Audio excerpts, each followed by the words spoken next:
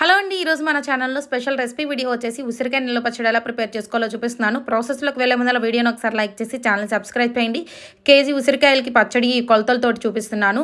First నేను ఉసిరికాయలనేది బాగా ఆయిల్‌లో ఇలా హీట్ చేసేసి పక్కన పెట్టుకున్నాను. 250 గ్రాముల చింతపండుని వేడి నీళ్ళలో నానబెట్టేసుకొని గుజ్జు అంతా తీసేసుకొని 200 గ్రాముల సాల్ట్ యాడ్ చేసేసుకొని బాగా ఉడకబెట్టేసుకొని పక్కన పెట్టుకోవాలి.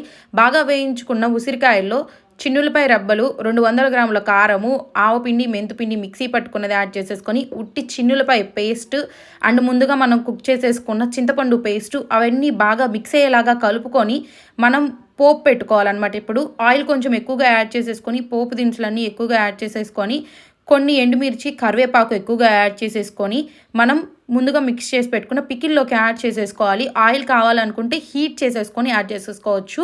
నేను ఉసిరికాయ పచ్చడి కేజీ పెట్టాను. పక్కా కొలతలతోటి అండ్ టిప్స్ తోటి కింద ట్యాగ్ చేస్తున్నాను ఫుల్ వీడియో.